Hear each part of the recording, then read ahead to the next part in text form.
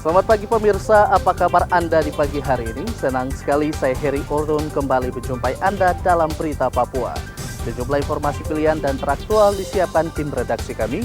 Berikut 3 berita utama kami sajikan untuk Anda.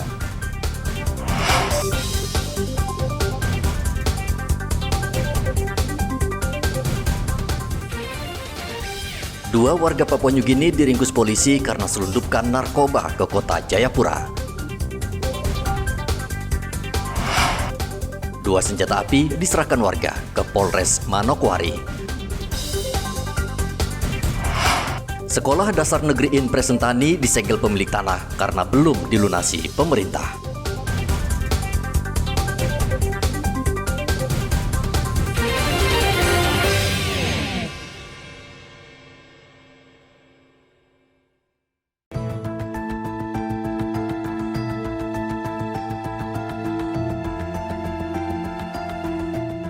Direktorat Reserse Narkoba Polda Papua dan Polsek Arso Timur menangkap 3 pria yang diduga pengedar ganja di distrik Arso Timur, Kabupaten Kerom.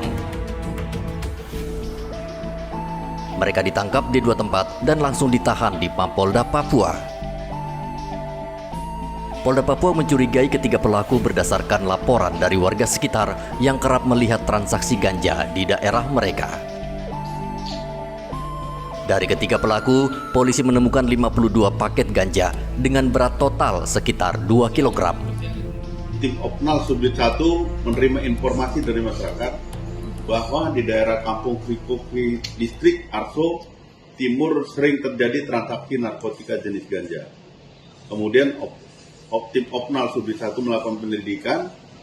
Kemudian pada tanggal 5 Juni 2024 sekitar pukul 6.00 WIB, tim Opnal Subdit 1 melakukan penangkapan terhadap seorang laki-laki yang sudah diketahui ciri-cirinya.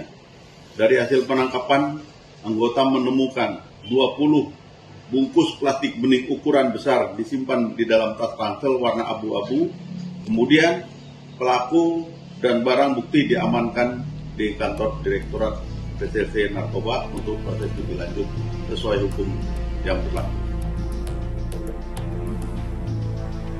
Pada hari yang sama, Polresta Jayapura juga meringkus 3 pengedar ganja, 2 diantaranya warga negara Papua Nugini. Mereka ditangkap saat hendak menuju Pelabuhan Laut Jayapura dengan membawa ganja di dalam tas. Saat tas digeledah, polisi menemukan 21 paket ganja yang dikemas dalam plastik berukuran besar. Informasi yang kami dapatkan dari masyarakat yang berdomisili di Dok 9 bahwa ada 2 warga negara PNG bersama dengan warga negara kita yang akan membawa barang berupa ganja sebanyak 21 paket akan dibawa berangkatkan dengan kapal Labobar menuju Serowe. Sehingga SOP kami bentuk dan pada hari kemarin tepat pukul 15 sore kami ungkap di Taman Mesrakyat. Boleh dikatakan mereka bandar besar karena hal ini sudah seringkali dilakukan. Dengan barang bukti narkotika jenis ganja ini, mereka juga melakukan penjualan melalui Jayapura dan Serowe. 3 pelaku ini merupakan pengedar kelas kakap yang kerap menyelundupkan ganja dari Papua Nugini ke Jayapura. Arthur melaporkan dari kota Jayapura, Papua.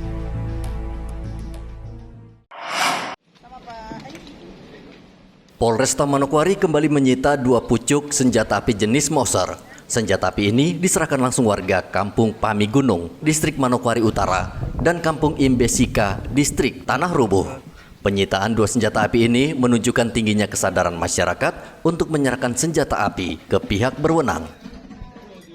Menurut Wakapolresta Manokwari Kompol Agustina Sineri, total selama tahun 2024 ada 33 senjata api diamankan polisi.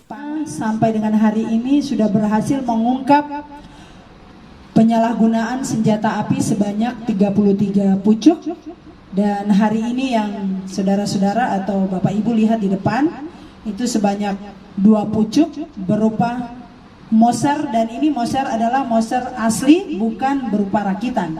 Kalau yang Bapak Ibu lihat di depan, di mana yang satu itu di Kampung Pami Pamigunung ya. Ini satu di Kampung Pamigunung, distrik Manokwari Utara, masih dalam Kabupaten Manokwari.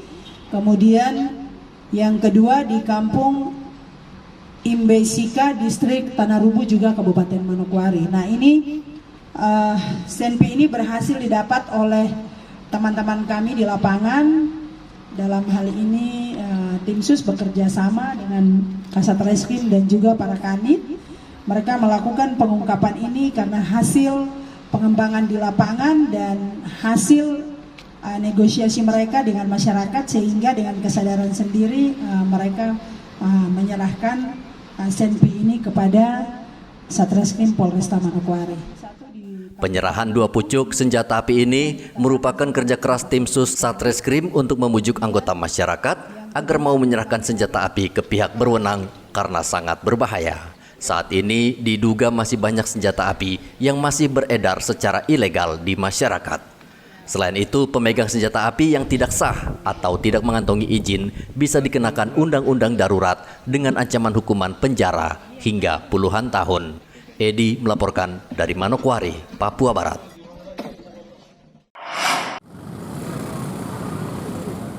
Hingga saat ini polisi belum bisa memastikan penyebab kebakaran yang belum lama terjadi di Jalan Paulus Nafi, Merauke.